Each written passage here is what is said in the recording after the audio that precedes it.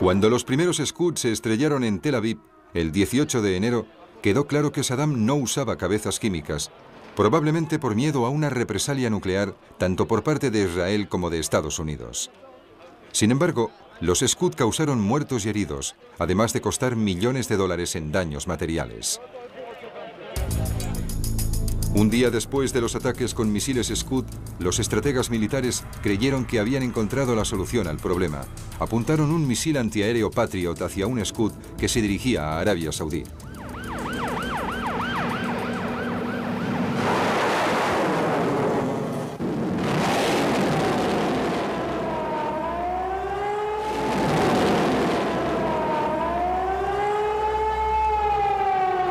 Aunque se había diseñado como arma antiaérea, el Patriot destruyó el Scud antes de que tocara tierra.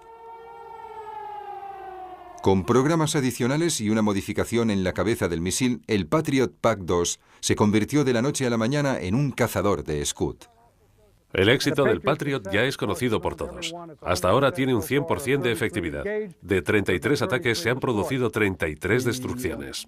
La afirmación desde el principio, cuando se lanzaron los Patriot por primera vez, fue que eran perfectos. Pero en realidad no tenían nada de perfectos. Los observadores israelíes pronto estimaron que solo 2 de cada 10 Patriot alcanzaban a un Scud. Parte del problema era que los Scud estaban tan mal fabricados que se rompían durante el vuelo. Se separaban en 3, 4, 5 o más partes. Para el misil Patriot que intentaba entender qué ocurría, a Mach 6 o Mach 7, a muchos kilómetros por encima de la Tierra, diferenciar las piezas de los Scud que caían de la cabeza era una tarea muy confusa. Mientras los Patriot perseguían las piezas de los Scud, los comandantes estadounidenses recibían fuertes presiones de la Casa Blanca para destruir las lanzadoras móviles que disparaban los Scud. El comandante de la coalición, Norman Schwarzkopf, se enfadó por la intervención de Washington, ya que creía que el Scud era un arma militarmente insignificante.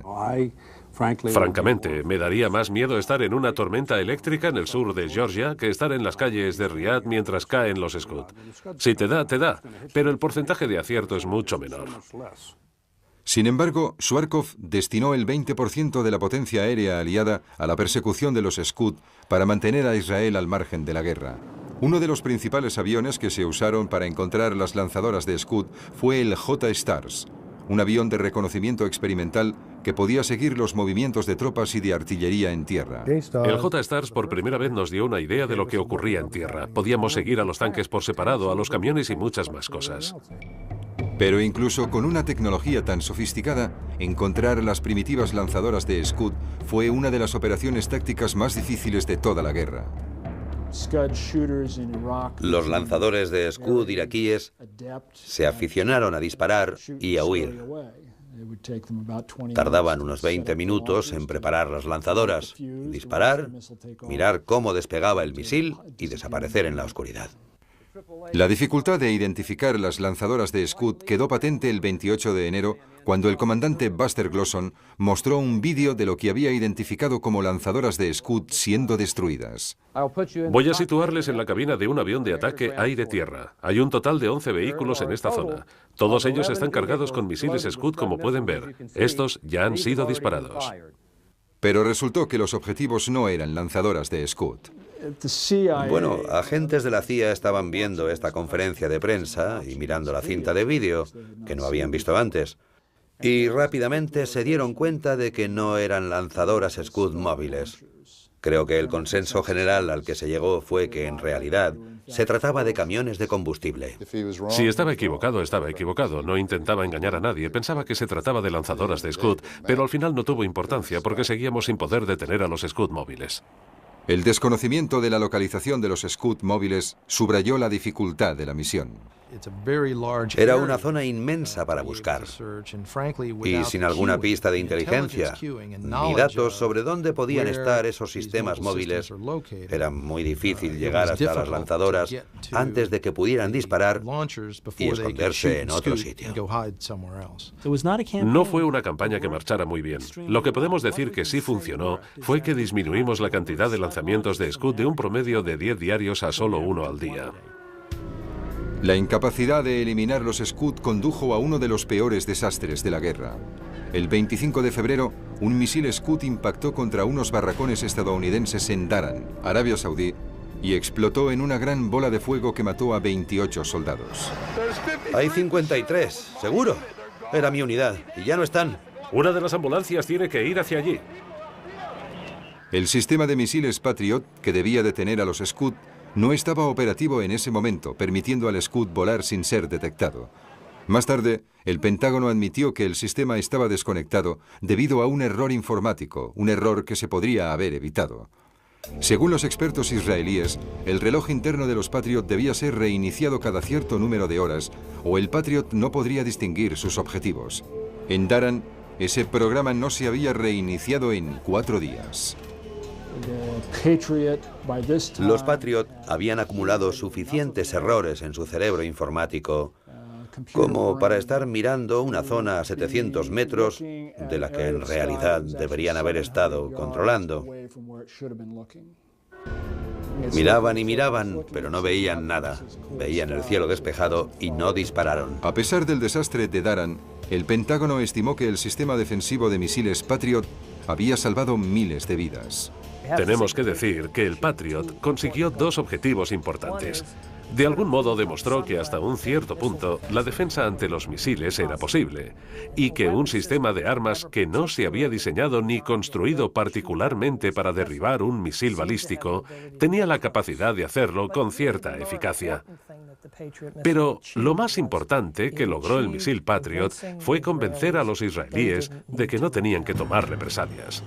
Pero la caza de los Scuds no era una prioridad importante de la campaña aérea. Eliminar la amenaza química, biológica y nuclear de Saddam sí lo era.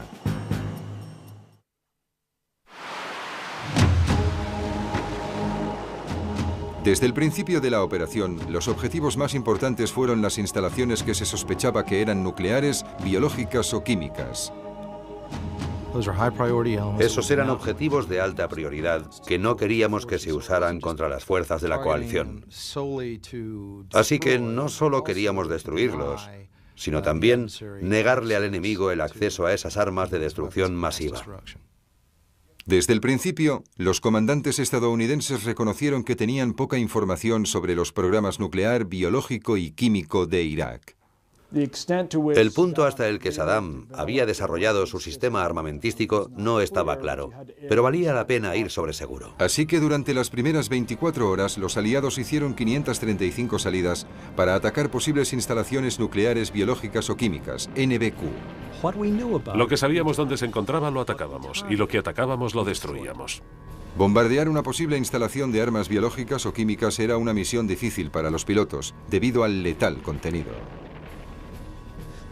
El problema de destruir armas, esporas o almacenes de armas químicas o biológicas es el impacto que ese material puede tener sobre la población en general o incluso sobre tus propias tropas cuando éstas realicen ataques.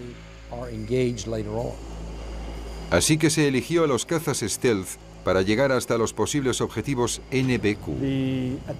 El plan de ataque ordenaba una secuencia de bombardeos en que los F-117 Stealth, que eran los que tenían más precisión para lanzar una bomba sobre un objetivo, debían acercarse y destruir esos edificios de cemento.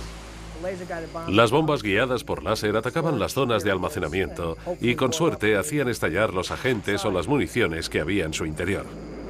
Las bombas serían seguidas por los F-111, que llegarían con bombas de racimo que convertirían los escombros destrozados en una pira ardiente, en la que el terrible calor consumiría gran parte de los agentes biológicos.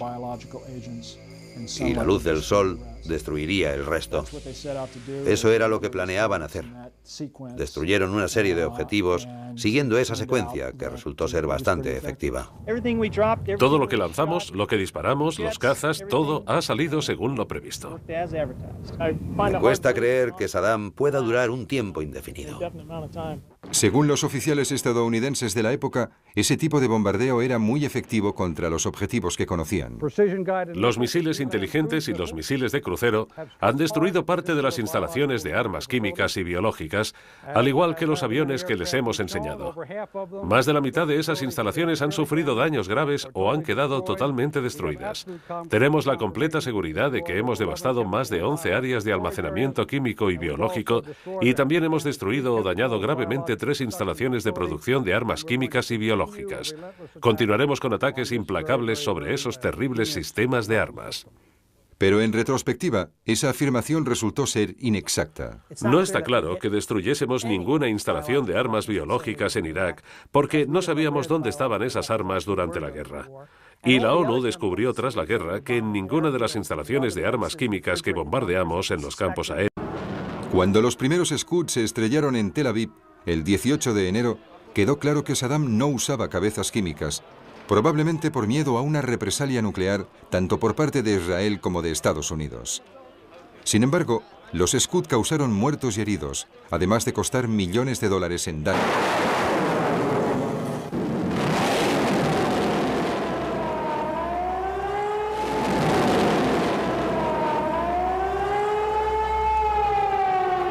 Aunque se había diseñado como arma antiaérea, el Patriot destruyó el Scud antes de que tocara tierra.